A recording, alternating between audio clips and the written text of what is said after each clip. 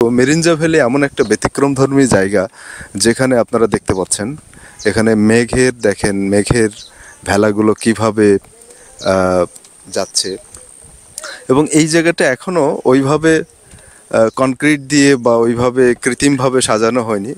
একেবারে মনে হচ্ছে যে প্রাকৃতিক। এখানে কিছু কিছু কটেজ আছে, এই যে কটেজগুলা ছোট ছোট কটেজ করছে, এখনো ওইভাবে ওয়েল ডেকোরেটেড বলতে যেটা বোঝায় সেটা ওইভাবে এখনো করা হয়নি। এখানে কেবল মনে হচ্ছে যে জায়গাটা নতুনভাবে তৈরি হচ্ছে, কিন্তু প্রকৃতির এক নৈসর্গিক সৌন্দর্য এখানে আমরা উপভোগ করছি। আমি বলবো যে মোর দ্যান সাজেক। এই জায়গাটা আসলে সাজেকের থেকেও আমার মনে হচ্ছে যে প্রাকৃতিক সৌন্দর্যে ভরপুর। এখানে আমরা সাজেকে কয়েকবার রিসেন্ট গিয়েছি, কিন্তু এরকম মেঘের আনাগোনা কিন্তু আমরা দেখতে পাইনি। আমরা এক ধরনের বঞ্চিত হয়েছি, কিন্তু এখানে আজকে ফরচুনেটলি এখানে আজকে আসার সাথে সাথে এরকম সিনারি আমরা দেখতে পাচ্ছি। আমরা গতকাল সন্ধ্যা 10:30টায় ঢাকা থেকে রওনা দিয়ে 5টি বাইক নিয়ে আমরা 6 জন ভাই ব্রাদার এখানে চলে আসছি। জায়গাটা অনেক হার্ড টু রিচ। এখানে আসলে এক্সট্রিম রাস্তাঘাট কঠিন, এবং এই মিরিঞ্জা ভ্যালির যেটা সব থেকে ব্যারিয়ার, বৃষ্টি হলে এখানে প্রায় 1-1.5 কিলো পথ সেটা হলো ট্রেকিং করে উঠতে হয়।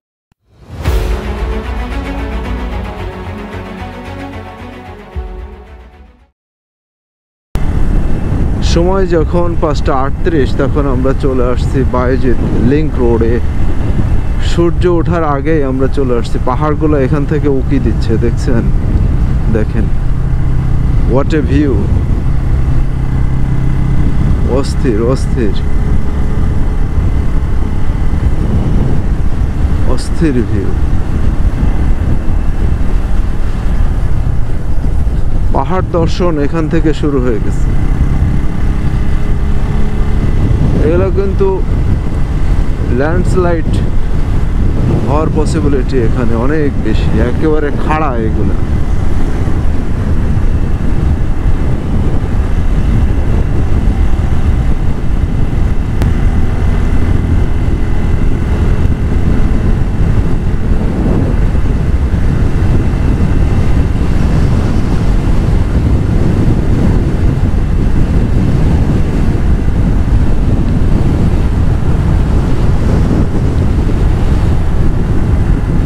এনজয় করেন প্রাকৃতিক সৌন্দর্য।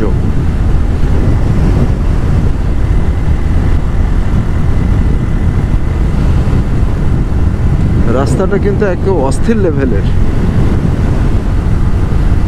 এখানে বিডিআর ক্যাম্প,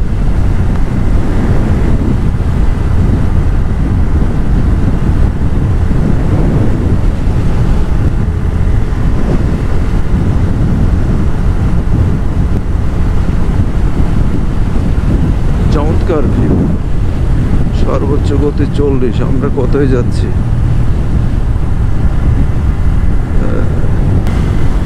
অস্থির লেভেলের কর্নারিং। আমরা এখন চট্টগ্রাম সিটি কর্পোরেশনের মধ্যে ঢুকে পড়ছি। ফিনলে প্রপার্টি এখানে চমৎকার দেখা যাচ্ছে।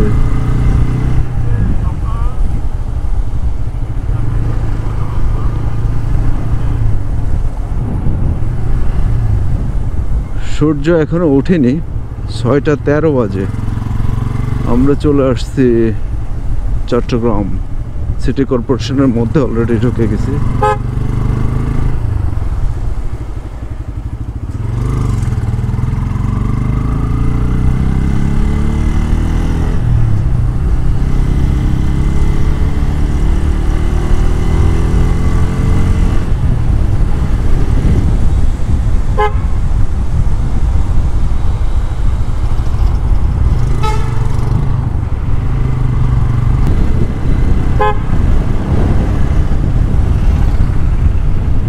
চট্টগ্রাম বাণিজ্যিক শহর। এখানে তো মহাখালী একটা ফিল আছে।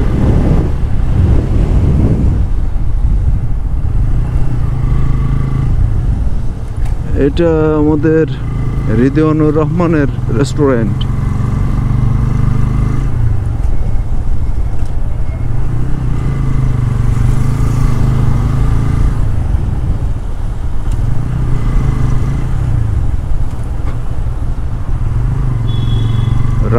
রাজুর বাসা চট্টগ্রামে। রাজুর রেস্টুরেন্ট ক্রস করলাম। এই রেস্টুরেন্টে রাজু আমাদেরকে খাওয়াইছিল, ওর বাসায়ও ছিলাম। সুন্দর আতিথেয়তার জন্য অসংখ্য ধন্যবাদ রাজুকে।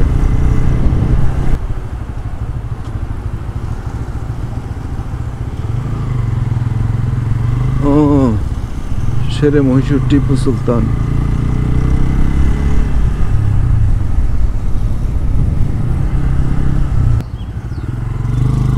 এ পর্যন্ত ওয়েদার কিন্তু খুবই চমৎকার ছিল, টু গুড। এখন গুড়ি গুড়ি বৃষ্টি হচ্ছে, জানি না কতক্ষণ ক্যামেরা চালানো যাবে, অন রাখা যাবে।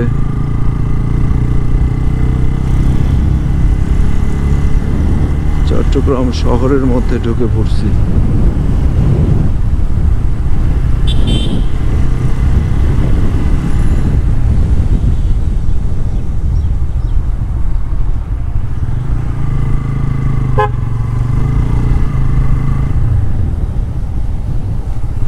চট্টগ্রাম স্টেডিয়ামটা এই যে পাশে ডাইন হাতে।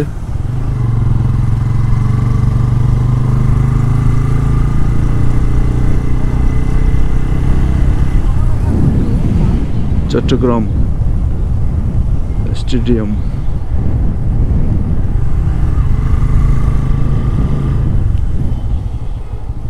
সেন্টার। শহরের রাস্তাটা কিন্তু ন্যারো, খুব একটা না, প্রশস্ত না আর কি। এটা আমানত শাহ সেতু। হ্যাঁ, আমানত শাহ সেতু। এখানে ছোট ছোট লঞ্চ, জাহাজ এগুলো দেখা যাচ্ছে। আমানত শাহ সেতু তো বেশ শৈল্পিক ভাবে তৈরি করছে।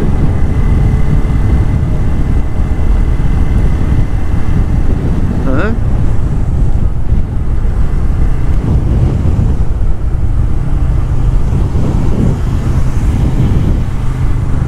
বন্দর নগরী। এখানে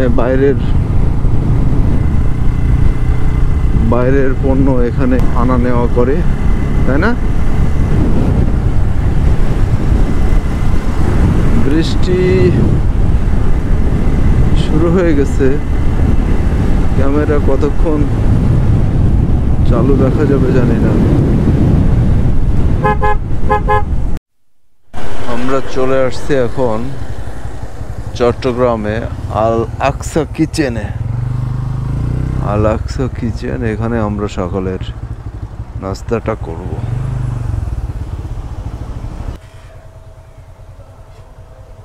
এখানে কিন্তু আমরা বাইক নিয়ে আসতে পারিনি, পায়ে হেঁটে প্রায় 1 কিলোর মতো পথ কিন্তু আমরা হেঁটে উঠছি এখানে। সো বিষয়টা একটু টাফই আছে, এবং নামার সময়টা আসলে একটু কঠিন হবে যেভাবে উঠছি, কারণ যথেষ্ট পিছলা আছে জায়গাগুলা। সবাই কেউ স্যান্ডেল হাতে নিচ্ছে, খালি পায়ে, কেউ জুতা পরছে।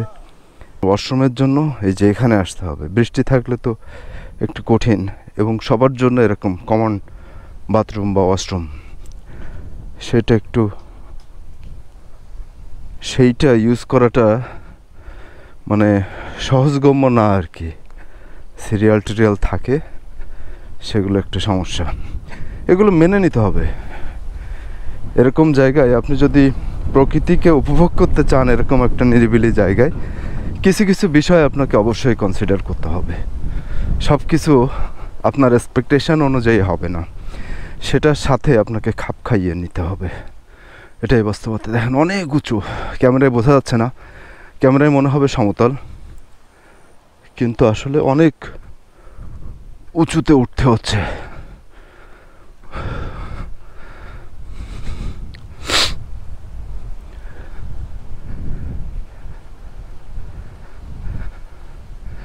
হ্যাঁ, এইটা হলো রেস্টুরেন্ট। এখানে কি চা খাবেন এখানে? হ্যাঁ, good morning from Mirinja valley, Bandarban. চমৎকার ভিউ, সত্যি সত্যি অসাধারণ। আমি এই যে অনেক নিচ থেকে উপরে উঠছি, যার কারণে হাঁপাই গেছি উঠে।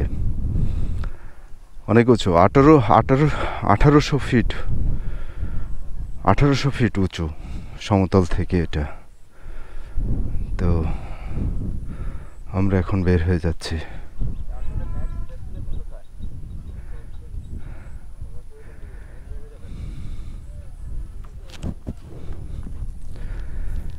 এই আর কি। আমরা স্রোতের বিপরীতে আমরা 5 জন ভাই ব্রাদার ঢাকা থেকে ট্যুরে চলে আসছি বান্দরবন। বান্দরবন একটা ব্যতিক্রমধর্মী জায়গা। আমরা সচরাচর ট্যুরে যাই সাজেক বা নীলাচল, নীলগিরি, রাঙামাটি, এই জায়গাগুলো মূলত পপুলার। কিন্তু এই এমন একটা জায়গা আমরা এখানে আজকে আসছি, এটা হলো বান্দরবনের মিরিঞ্জা ভ্যালি জায়গাটার নাম।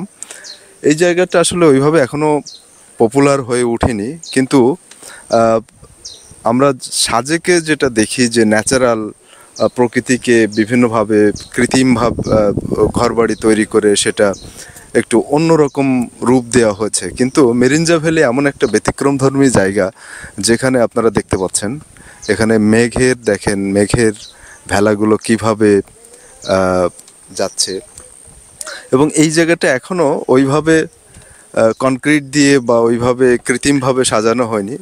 একেবারে মনে হচ্ছে যে প্রাকৃতিক।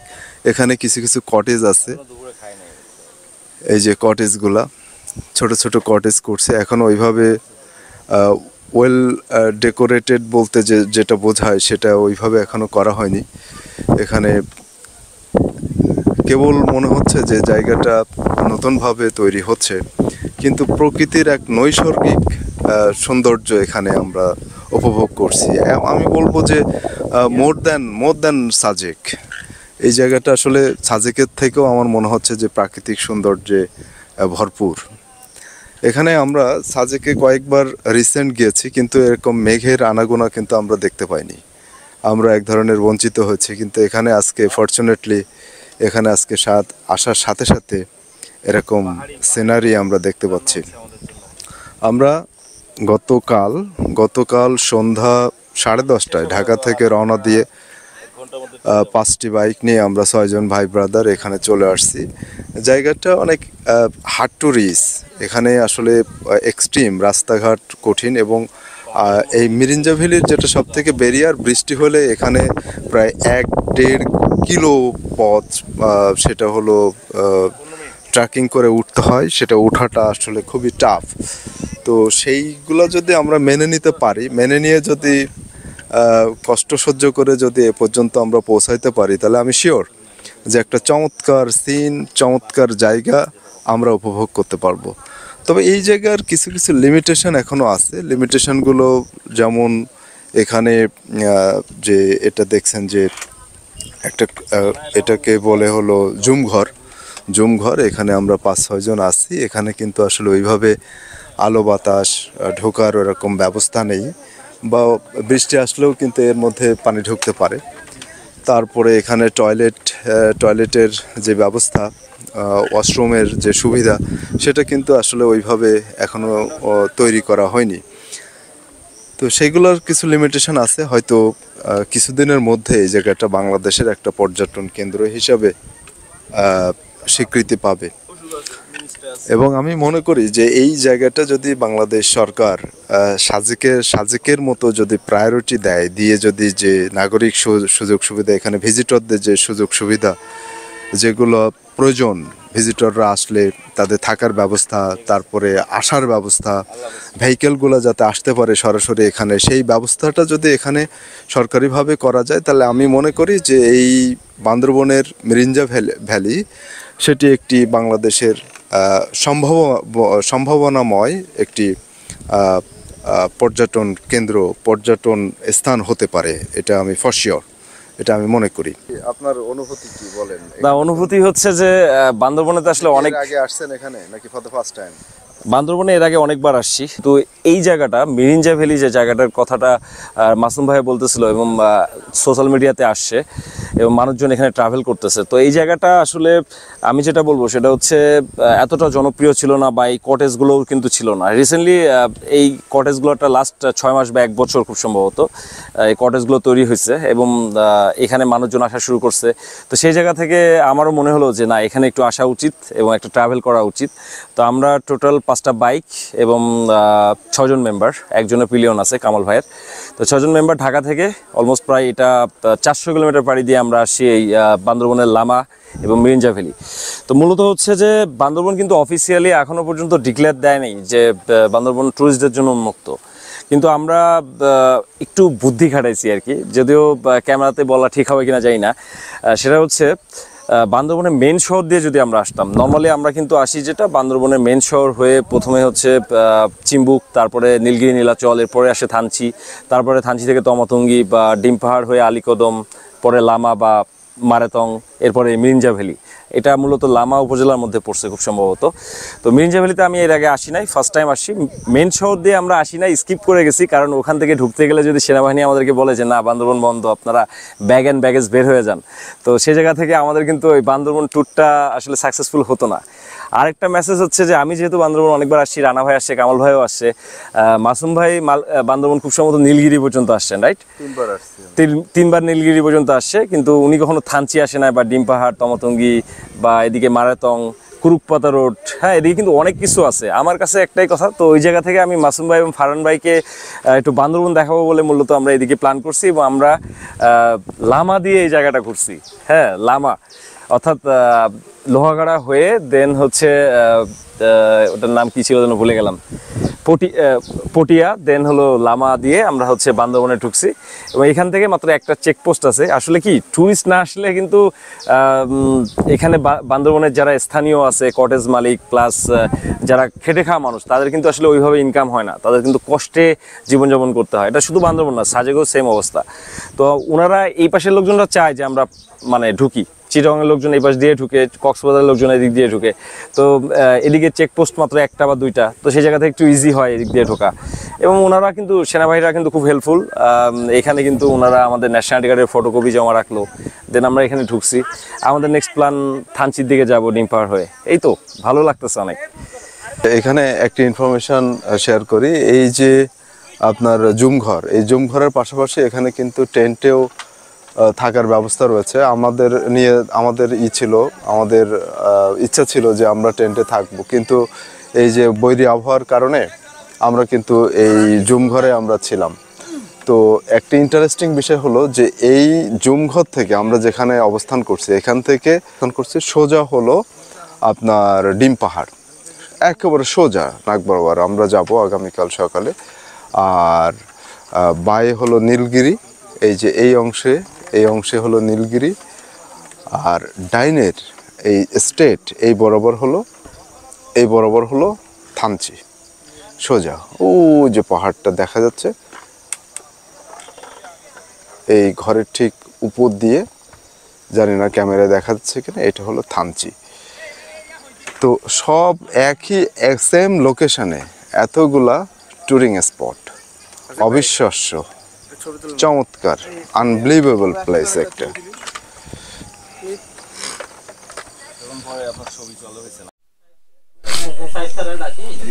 এখন আমরা আসলাম, আপনাদের এটার কোনো স্পেশাল কোনো নাম আছে না? এটা হচ্ছে Mirinja valley resort and restaurant.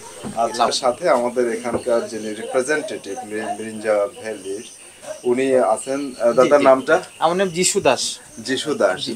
যিশু দাস দাদা আমাদেরকে বলছিল এই মেরিঞ্জা ভ্যালির যে ফ্যাসিলিটিসগুলো আছে সে সম্পর্কে উনি আমাদের একটু ব্রিফ করার চেষ্টা করছিল। তো ভাবলাম যে আপনাদের সাথেও সেগুলো শেয়ার করি, যাতে আপনারা এখানে আসলে এই ইনফরমেশনগুলো আপনাদেরকে হেল্প করে। জি জি জি। তো দাদা, এখানে আপনি যদি বলেন যে আপনাদের এখানে টোটাল কটেজ আছে কয়টা? আমাদের টোটাল মেরিঞ্জা ভ্যালিতে মোট 6টা কটেজ, আমাদের 6টা জুমঘর বলা যায় আর কি।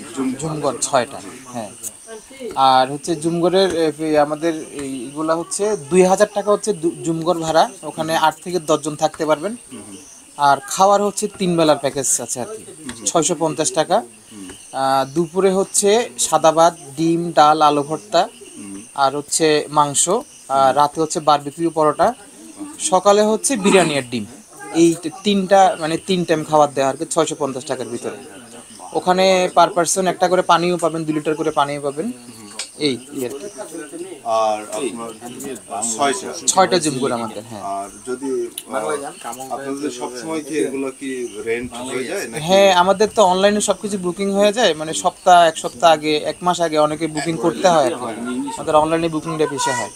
আচ্ছা, আপনি অনলাইনের এটা কি? অনলাইনে আমাদের পেজ হচ্ছে মেরিঞ্জা ভ্যালি রিসোর্ট অ্যান্ড রেস্টুরেন্ট, আমাদের পেজ আছে। ওখানে আমাদের হোয়াটসঅ্যাপ দেওয়া আছে, মেসেঞ্জার দেওয়া, সব কিছু ওখানে নক করলে আমাদের মানে ডেলি আপডেটটা ওখানে পাবেন আপনারা। মানে আমাদের 15 দিন আগে। হ্যাঁ, আমাদের ওয়েদারটা কেমন যায়, ডেলির আপডেটটা আপনারা ডেলি পাবেন। জি, সেক্ষেত্রে যদি কোনো আপনার ভিজিটর আসলো, হ্যাঁ হ্যাঁ হ্যাঁ, তো সেক্ষেত্রে আপনার এখানে কোনো খালি নেই। জি। আপনার এটা রিসোর্ট আমাদের জুমঘর খালি নেই। সেক্ষেত্রে আপনারা কিভাবে? জুমঘর যদি খালি না থাকে আমাদের এখানে, যদি আমাদের এখানে ওর মেরিঞ্জা ভ্যালি থাকতে চায়, আমাদের পাশে 2টা রিসোর্ট আছে আমাদের বুকিং, ওখানে আমরা শিফট করে দিই আর কি। আচ্ছা। আর হচ্ছে আমাদের একটা ফ্যাসিলিটিস আছে, আপনার ট্রেকিং যায় আর কি। আমাদের ঝিরিপথ আছে। তারপর আমাদের রিসোর্টের নিচে একটা ঝর্ণা আছে, 150 ফুট উপর থেকে পানি পড়ে, অনেক সুন্দর একটা ঝর্ণা। কেন আপনারা এই মেরিঞ্জা ভ্যালিকে আপনারা স্পেশাল মনে করছেন? আপনারা কতদিন আগে এটা এখানে এই মেরিঞ্জা ভ্যালির এই কার্যক্রম শুরু করছেন? এইটা বলতে গেলে অনেকগুলো কথা বলতে, আমি সংক্ষিপ্ত করে বলে দিচ্ছি আপনাকে। হ্যাঁ, এটা ছিল এক ধরনের জুম হতো আর কি এই জায়গাটা। এখানে কোনো মানুষজনের চলাফেরা ছিল না। ওই রাস্তা দিয়ে শুধু মুরংপাড়া, ত্রিপুরাপাড়ার লোকজন যাওয়া আসা করতো। তো আমার বস জিয়া রহমান যিনি আছে, ওনার আর কি মেরিঞ্জা ভ্যালির, এখানে এসে আমরা ওই যে টপ পয়েন্টে বসে বসে একটু ভাবতাম বিষয়টা নিয়ে, মানে এখানে একটা কিছু করা গেলে এরকম একটা মানে আমাদের মাথায় ঢুকছিল আর কি। তো ফার্স্ট টাইম আমরা ওই 1 নম্বর যে জুমঘরটা আছে আমাদের, ওখানে এই বস বলছি কি আমরা থাকবো, মানে মজা করবো। এরপরে দেখি লোকের জন্য আমরা জায়গা দিতে পারতেছি না। আর এই মেরিঞ্জা ভ্যালিটা হচ্ছে এখানকার 11টা রিসোর্টের ফার্স্ট হচ্ছে আমাদেরকে দিয়ে শুরু, ইন্টু হচ্ছে আমাদেরকে দিয়ে। এরপরে আমাদেরকে কপি করে করে মারাং সাহিল আদার ইয়ে আছে, ওগুলা হয়েছে আর কি। মানে বিষয়টা হচ্ছে মেরিঞ্জা ভ্যালিটাই হচ্ছে এটা। কিন্তু এখন আপনাদেরকে সতর্কতা বার্তা দিয়ে দেই, আপনাদের ট্যুরিস্ট এই ভিডিওর মাধ্যমে যদি কেউ আপনারা যদি মেরিঞ্জা ভ্যালিতে আসতে চান, তাহলে ডিরেক্টলি আমাদের পেজ থেকে নাম্বার নিয়ে আমাদের নক করাবেন। না হলে এখানে কিছু দুষ্কৃতিকারী আছে, মেরিঞ্জা ভ্যালির নাম বলে অন্যান্য রিসোর্টে নিয়ে যায়, বলে মেরিঞ্জা ভ্যালি কিন্তু নিয়ে যাবে হয়তো অন্য একটা রিসোর্টে নিয়ে যায়। কিন্তু যারা আসে তারা তো আগে থেকে আপনাদের এখানে বুকিং দিয়ে আসে না, বুকিং দিয়ে সহ বিভিন্ন আগে ইউটিউব বা বিভিন্ন চ্যানেলে আমাদের, হ্যাঁ হ্যাঁ, আমাদের ইউটিউব চ্যানেল আছে, মেরিঞ্জা ভ্যালি রিসোর্ট একটা আছে, চ্যানেল আছে, ইউটিউব চ্যানেল। ফেসবুক তো একটু পেজ তো বললাম, সবকিছু ওখানে আছে। স্পেশাল বিষয় হলো যে আপনি যদি যারা আসবে বিশেষ করে ঢাকা থেকে, জি জি, তাদের কিভাবে এখানে আসতে পারে, আর আপনার এখানে ইজি মানে কমিউনিকেশনের বিষয়। হ্যাঁ, বলছি। ঢাকা থেকে যদি কোনো ট্যুরিস্ট আসতে চায়, আমাদের ঢাকা থেকে ডিরেক্টলি লামার 2টো বাস আছে। একটা হচ্ছে হানিফ আর একটা শ্যামলী। গাবতলী থেকে ওটা ছেড়ে আসবে। আর ডিরেক্টলি যদি বলেন, ওরা মেরিঞ্জা ভ্যালি 1 গাড়ি থেকে চলে আসবেন। আর যদি আপনারা ঢাকা থেকে চিটং আসেন, চিটং থেকে নতুন ব্রিজ থেকে চকরিয়ার বাস উঠতে হবে। চকরিয়া নেমে আবার আমাদের লামার চাঁদের গাড়ি আছে, নাহলে বাস আছে, মিনি বাস আছে, 2টা অপশন আছে। ওখানে বললে ওই যে চাঁদের গাড়ি নিবে হচ্ছে 80 টাকা ভাড়া, আর বাসে নেবে 70 টাকা ভাড়া। মেরিঞ্জা ভ্যালি নামাই দিয়ে আমাদের কি, মানে যদি ভেঙে আসা যায় আর কি। আর যদি আপনি গাবতলী থেকে ডিরেক্টলি ঢাকা থেকে হানিফ শ্যামলী করেন, তাহলে 1 গাড়িতে আপনি এখানে নামতে পারবেন আমাদের এখানে। মেরিঞ্জা ভ্যালি পয়েন্টে নামবেন, আপনারা যেখানে গাড়ি রাখছেন ওখান থেকে আমাদের পয়েন্ট থেকে 7 মিনিট লাগে আর কি এখানে আসতে, 7 মিনিট লাগে। আসার হচ্ছে বৃষ্টি থাকলে তো হেঁটে আসতে হবে, আর যারা বাইকার গ্রুপ বৃষ্টি না থাকলে বাইক নিয়ে আমাদের একদম পয়েন্টে চলে যেতে হবে। যারা গাড়িতে আসবে ওখানে নেমে ওখান থেকে হেঁটে আসতে হবে, হেঁটে আসতে হবে। ঠিক আছে, থ্যাংক ইউ, খুব ভালো থাকবেন, থ্যাংক ইউ। তো আমাদের ঢাকা টু মিরিঞ্জা ভ্যালি বান্দরবনের ট্যুরের এই ভিডিওটি এ পর্যন্তই। সবাই ভালো থাকবেন এবং ভালো রাখবেন। আসসালামু আলাইকুম।